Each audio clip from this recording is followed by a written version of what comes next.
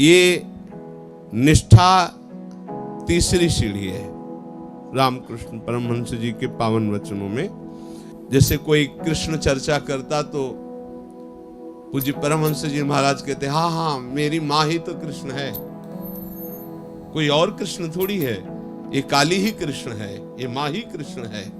पूज्य परमहंस जी कह रहे हैं। हम तो कहते हैं कुछ घंटे ऐसे निकाल लो जो केवल ईश्वर के लिए दो। 24 घंटे में कुछ घंटे अपने लिए कार्य कर लो, कह रहे कुछ घंटे ऐसे निकाल लो जो केवल ईश्वर के लिए दो।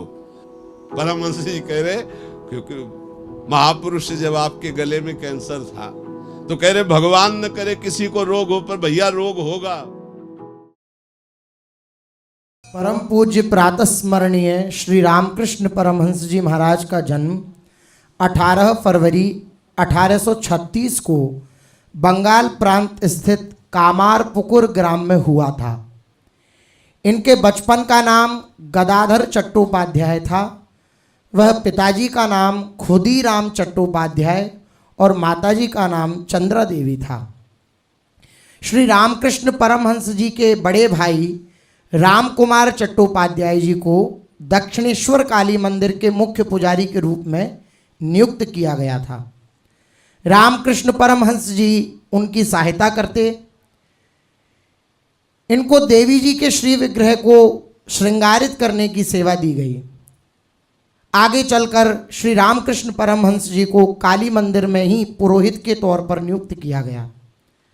1859 में 5 वर्ष की शारदामणि मुखोपाध्याय नामक कन्या से 23 वर्ष के रामकृष्ण जी का विवाह संपन्न हुआ।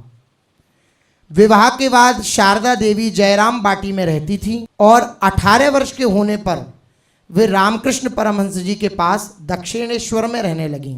परंतु उस समय रामकृष्ण परमहंस जी सन्यासी का जीवन व्यतीत कर रहे थे। वे काली माता के विग्रह को अपनी माता और ब्रह्मांड की माता के रूप में देखने लगे।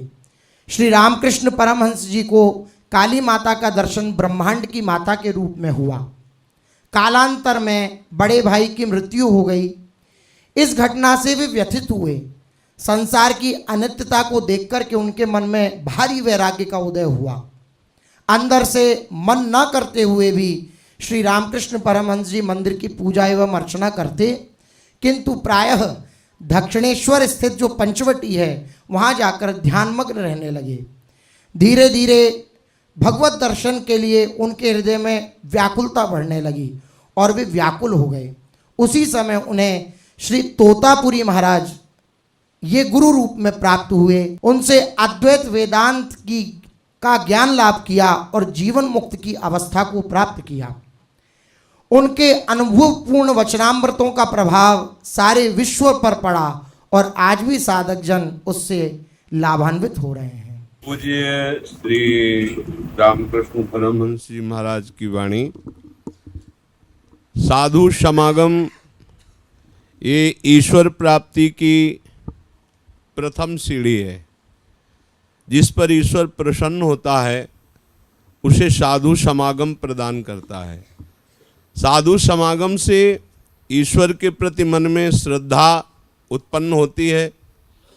ये जो श्रद्धा उत्पन्न हुई ये दूसरी सीढ़ी है भगवत प्राप्ति की।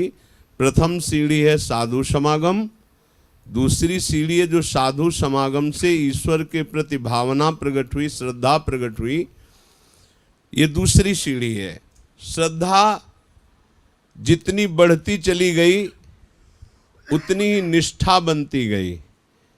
ये निष्ठा तीसरी सीढ़ी है रामकृष्ण परमहंस जी के पावन वचनों में।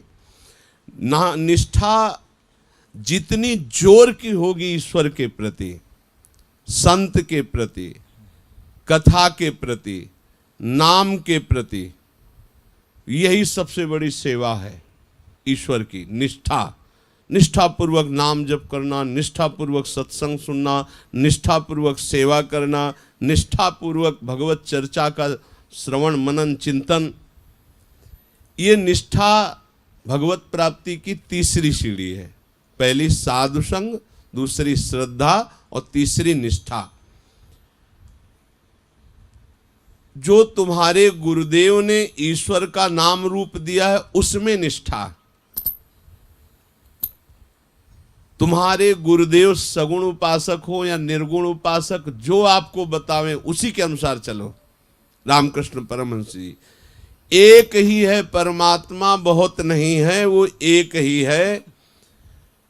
समस्त वैष्णवों की, भक्तों की एक ही निष्ठा अनन्य होनी चाहिए अपने गुरु प्रदत्त ईश्वर के प्रति। वो चाहे निर्गुण बोले गुरु या सगुण बोले, जैसा बोले वैसा। यदि गुरु शाक्त हैं तो शक्ति की उपासना बताएंगे, दुर्गा, काली, भद्रकाली आदि नाम। ये निष्ठा की परिपक्वता होगी कि अपने इष्ट के सिवा और सब माया जाने। ये निष्ठा की परिपक्वता ही चौथी सीढ़ी है। निष्ठा की परिपक्वता अपने इष्ट के सिवा सब माया जाने। उत्तम के बसस मन माही, सपने हुआन पुरुष जग नाही।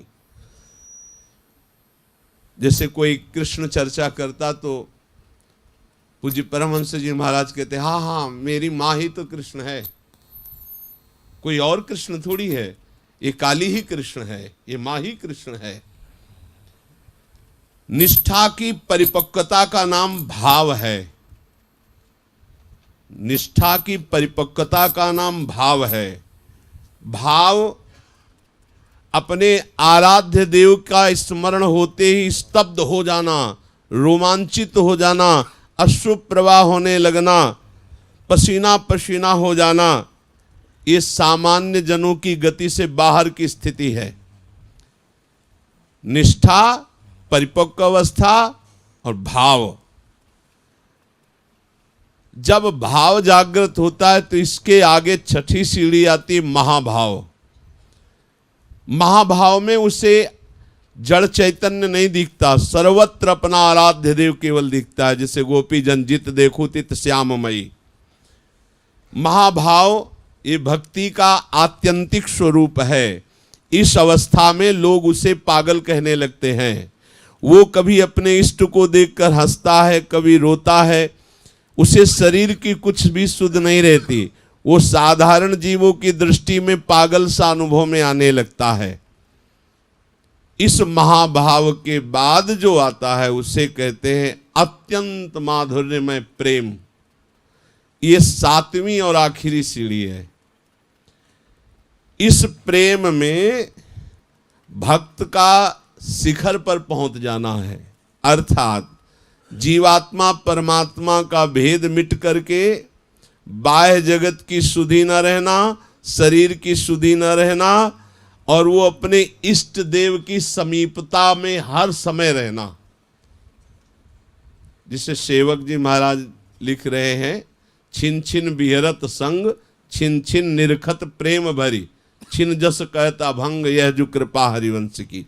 वो प्रेमावेश में इतना निमग्न रहता है कि उसे शरीर की परवाह नहीं, देखा हुआ स्थान भी पहचान में नहीं आता है, देखा हुआ व्यक्ति भी पहचान में नहीं आता है। वो कोई वस्तु देखा है, व्यक्ति देखा है, सामने आया, वो पहचान नहीं पा रहा, बुद्धि काम नहीं कर रही, क्योंकि बुद्धि में परमात्मा के सिवा कोई बसा नहीं। एक उपासक को देखा, कई बार वो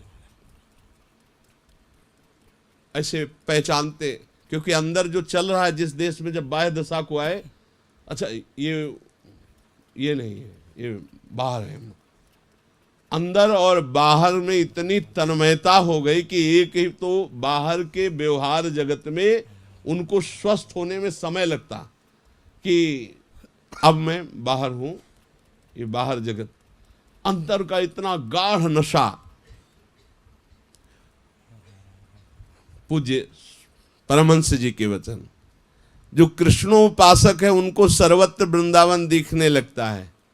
जो जगन्नाथ के उपासक उन्हें सर्वत्र समुद्र के तट पर विराजमान जगन्नाथपुरी ही दिखने लगती है। कृष्ण उपासक को यमुना दिखने लगता है। उसका आवेश अपने इष्ट देव में ही रहता है। वो विदेह अवस्था को प्राप्त होता है। उसके निज परिकर के जन उसकी देह की शुद्ध करते हैं, उसको अपनी देह की शुद्ध नहीं रहती।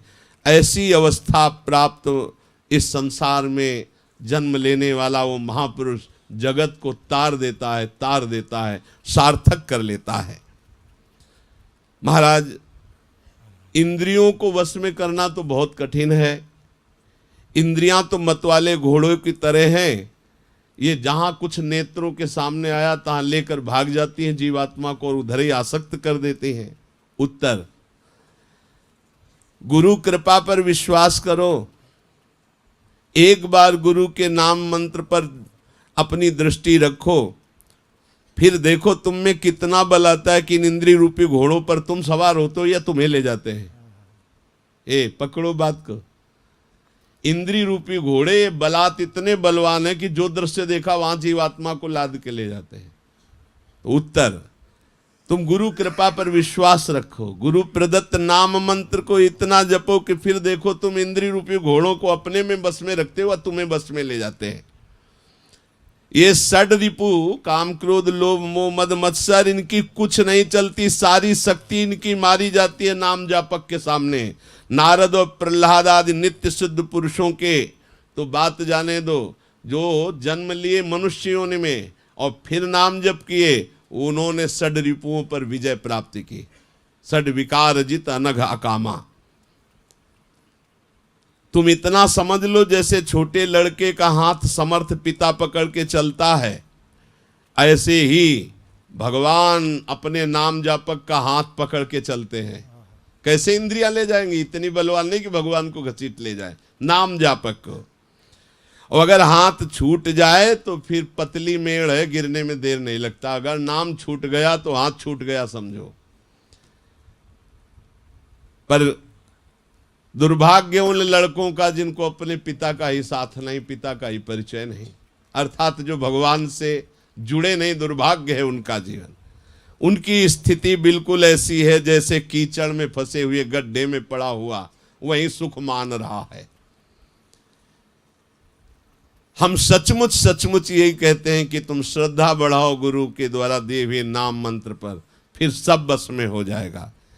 ईश्वर के चरण कमलों में चित्त लगाने वाले को ये संसार धन्य धन्य कहता है, नमस्कार करता है। फिर तुम चिंता मत करो, चाहे सूकर योनि में भी क्यों न जाओगे तो तुम जगत का उद्धार करने वाले बन जाओगे। तुम चिंता मत करो, तुम केवल नाम जप करो। देखो कैसे नाम जप होता है। जैसे एक व्यभिचारिणी स्त्री अपने घर में रहते हुए सबके बीच में हंसी मजाक काम करते हुए अंदर ही अंदर दूसरे पुरुष का चिंतन करती है, ऐसे भजन करना चाहिए। ये परमहंस जी अंदर की वृत्ति को कह रहे कि जैसे किसी और पुरुष से प्यार करती हो, अपने पति के पास है, परिवार के साथ है, हंसेगी, बात करेगी, लेकिन अंदर अंदर उसका चिंतन उस पुरुष का होगा, जार पुरुष का। इसी प्रकार मनुष्य को चाहिए कि परिवार में सांसारिक कार्यों को करते हुए अंदर अंदर परम पुरुष भगवान के चरणों का चिंतन, उनका नाम। व्यभिचारिणी स्त्री ग्रह के लोगों को जानने नहीं देती कि हम किसी और को भी प्यार करती। ऐसे ही घर गृहस्थी मेरे के ऐसे भजन करो कि कोई जान न पावे कि तुम किस कोटि के भजनानंदी हो। बड़ा सुंदर शरीर है, सृष्टिकर्ता ने बड़े योग से ये ढांचा ढला है। स्वास्थ्य और सौंदर्यता टिकेगी नहीं, नष्ट हो जाएगी। दूसरे लोग इस पांच भौतिक शरीर को सुंदर देखकर प्रशंसा करते हैं और स्वयं में भी मान लेते हैं मैं सुंदर हूं, पर सुंदर वो है जो सजग हो गया है कि ये सुंदरता, ये शरीर नष्ट हो जाएगा और इसके सजाने में समय न लगा करके भजन में समय लगाया। यही सौंदर्य असली है। शरीर का चमड़ा उतार दिया जाए तो देखना भी नहीं चाहोगे, इसमें कुछ सुंदर नहीं है। मांस, रक्त, मज्जा, मेद, स्नायु, केस, बड़ा घिनौना इसके अंदर सब भरा हुआ है। आंतड़ियां, कफ, पित्त, मूत्र, विष्ठा, ये सब बमन हो जाए यदि देख ले अंदर का, चमड़ी भर सुंदर। तो इसकी सुंदरता केवल नाम जपने की है, भजन की है। अगर भजन न की तो व्यर्थ चला गया। ये कंकाल है, इसमें सौंदर्य का गर्व मत करो, स्वस्थता का गर्व मत करो। ये कुछ दिनों का है, न चमड़ी रहेगी न कंकाल रहेगा, सब मिट्टी में मिल जाएगा। कहीं पहाड़ नहीं लगे हड्डियों के, बड़ा जादू। लाखों करोड़ों अरबों लोग मरते हो, पैदा होते हो, कहीं पहाड़ लगा हो हड्डियों का कि देखो सब सब मिट्टी में मिल गए। ए भाई, ऐसी तुम्हारी और हमारी देह भी मिल जाएगी। इस देह के रहते हुए भजन कर लो और भगवान को प्राप्त कर लो। अगर ये नहीं किया तो बाकी सब घिनौना कार्य ही है। पूज्य परमहंस जी कह रहे हैं, हम तो कहते हैं कुछ घंटे ऐसे निकाल लो जो केवल ईश्वर के लिए दो। 24 घंटे में कुछ घंटे अपने लिए कार्य कर लो। कह रहे कुछ घंटे ऐसे निकाल लो जो केवल ईश्वर के लिए दो। देखो, ये मांस मेदा मज्जा का लेप चढ़ा हुआ, स्नायु जाल से बंधा हुआ, चमड़े से ढका हुआ शरीर केवल भगवत प्राप्ति के लिए दुर्लभ कहा गया है। अगर भगवत प्राप्ति नहीं हुई तो बिल्कुल बेकार का शरीर है, किसी काम का नहीं। पशुओं का तो गोबर भी काम में आ जाता है, नहीं आ जाता? चमड़ा काम में आ जाता है। और मनुष्य का ना गोबर काम में आता है, चमड़ा काम में आता है। बहुत ही गंदा शरीर है ये शरीर। चिता की आग में धू धू कर जल जाएगा। ए भाई, चाहे नारी हो चाहे पुरुष, सौंदर्यता का अभिमान मत करो, सुकुमारता का अभिमान मत करो। बस केवल इस शरीर को पाकर खूब नाम जप करो, भगवत प्राप्ति कर लो। भगवान न करे किसी को रोग हो, लेकिन रोग होगा भैया। परमहंस जी कह रहे, क्योंकि महापुरुष जब आपके गले में कैंसर था तो कह रहे भगवान न करे किसी को रोग हो, पर भैया रोग होगा। शरीरम व्याधि मंदिरम, इसलिए स्वस्थता का अभिमान मत करो, किसी स्थिति की अपेक्षा मत रखो। कौन कब यहाँ रोग आकर अपना घर बना ले, कौन दुख आकर हमको गिरा दे। इसलिए यावत स्वस्थमिदम कलेवरम यावत च दूरे जरा, जब तक शरीर स्वस्थ है, बुढ़ापा दूर है, तब तक खूब नाम जप कर लो। भगवत प्राप्ति के लिए खूब साधन कर लो। यही सौंदर्यता है, यही जीवन की सार्थकता है। ए भाई,